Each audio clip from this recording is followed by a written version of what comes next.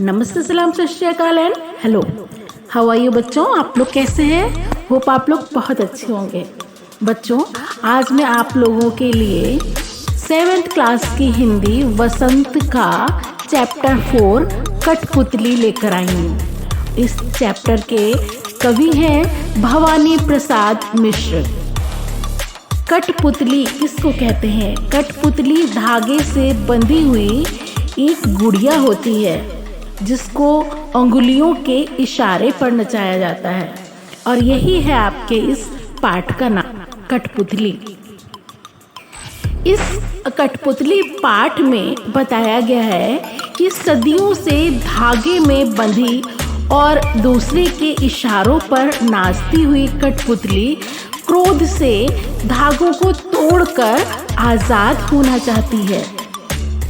उसकी बात सुनकर अन्य कठपुतलियां भी आजाद होने के लिए बेचैन हो उठती हैं और सबके मन में अपनी मर्जी के अनुसार काम करने की इच्छा जाग उठती है और सब विद्रोह के लिए तैयार हो जाती हैं।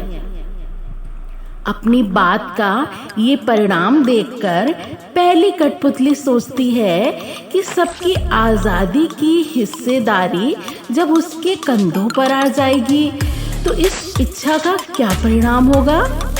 क्या वे अपनी आज़ादी को संभाल पाएंगी? क्या वे अपने पैरों पर खड़ी रह पाएंगी और अन्य कठपुतलियां आज़ादी का सही उपयोग कर पाएंगी? इसके फलस्वरूप पहली कठपुतली सोच समझकर कोई भी कदम उठाना जरूरी समझती है। तो आइए देखते हैं काव्य की पंक्तियां और उनका एक्सप्लेनेशन।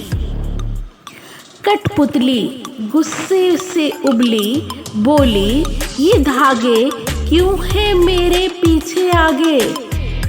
एक कठपुतली बहुत ही गुस्से से बोली कि जो धागे लगे हुए हैं, जो धागे, जिन धागों के द्वारा उसको उंगलियों के इशारों पर नाचना पड़ता है और ये पराधीनता का जीवन जीना पड़ता है, ये क्यों है ऐसा मेरे साथ? वो बहुत ही क्रोधित हो जाती है और ये कहती है कि क्यों इस तरह से उसको जकड़ कर रखा गया है।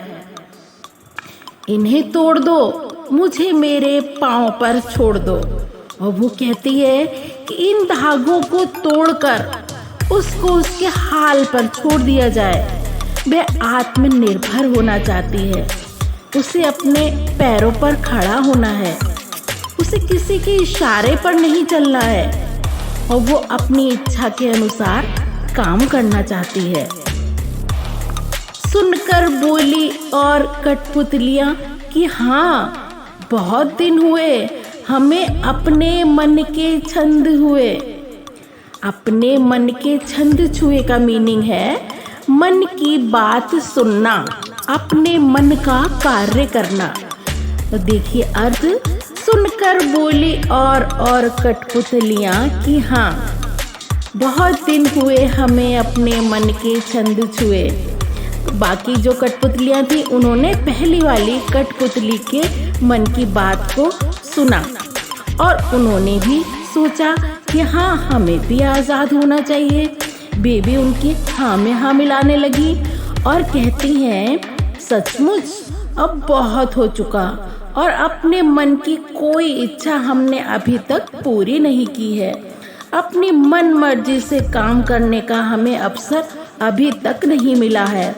और सभी कठपुतलियां विद्रोह के लिए तैयार हो जाती हैं। मगर पहली कठपुतली सोचने लगी, ये कैसी इच्छा मेरे मन में जगी?